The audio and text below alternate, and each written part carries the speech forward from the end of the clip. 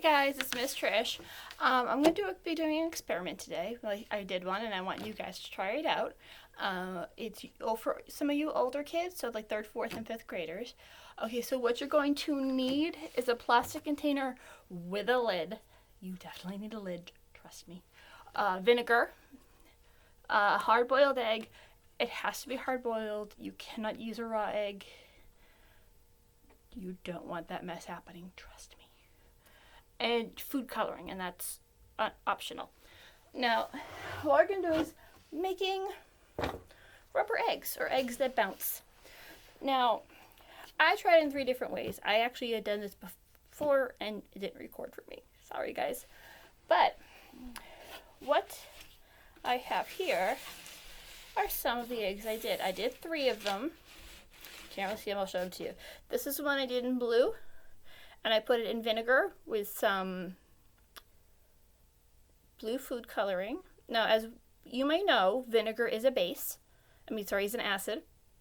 So what it does is it eats away at certain things. And an eggshell, so the outer part of an egg, whether it be brown or white, depending upon the egg, is made of calcium carbonate.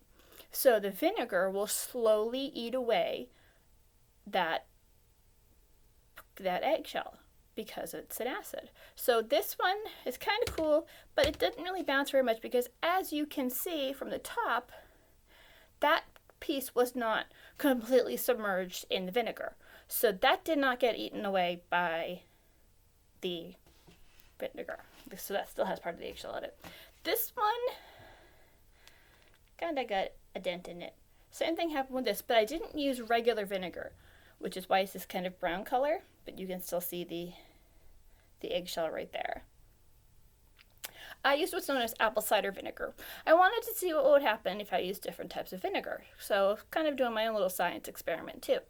So this one,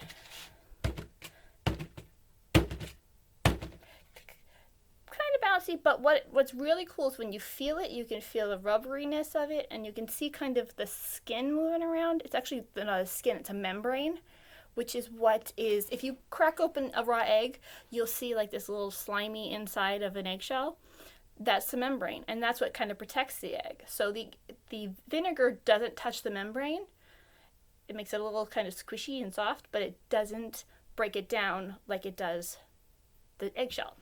This one came out a lot better. It's got a little bit of air in there, but it does have the bounce. Whoa! It's gonna go right off my table. But this one actually, you can see, does not have any eggshell left on it. So that means it was completely submerged in the vinegar.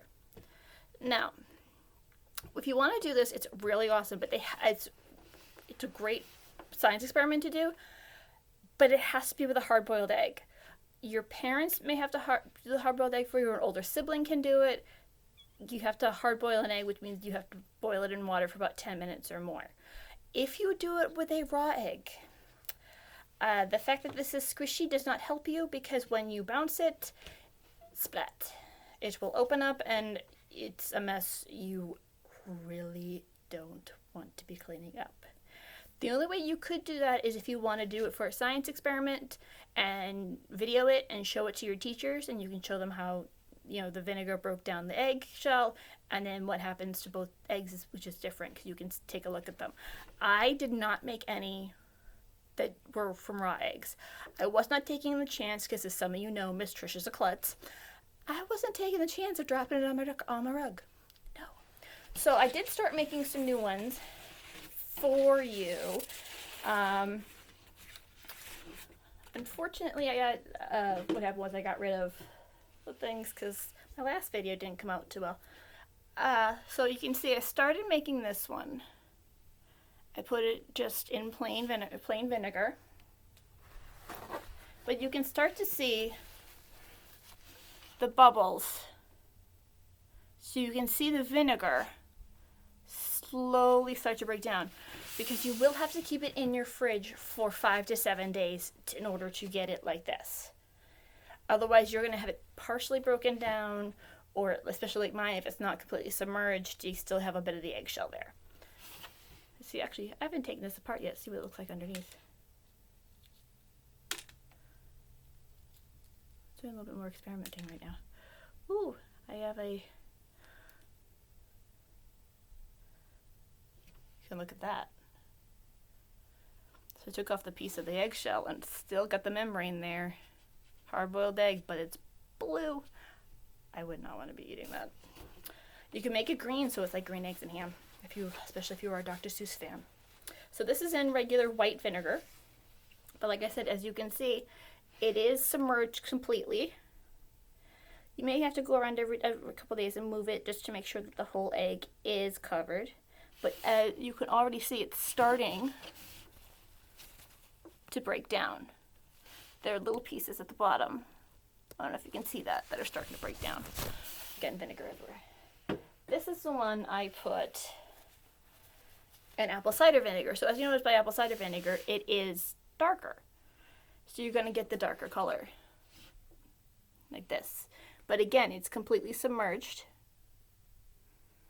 And you can even see how this one you can kind of see the bubbles on it. Start to break it down. I'm going to show you what you're going to need. So you're going to need container with lid. No lid, don't do it. Because you have to stick it in your fridge and you do not need it being knocked over by someone. And even with the lid, your fridge is going to smell like vinegar for a couple days. Mine still does. It's not pretty. Now this time I think I'm going to use white vinegar again. I'm not putting any food coloring in right now because I don't feel like it, but you can do it if you have it at home. Don't try and go out and get it because you don't have to. It still looks kind of cool without you using the food coloring. So you fill it up.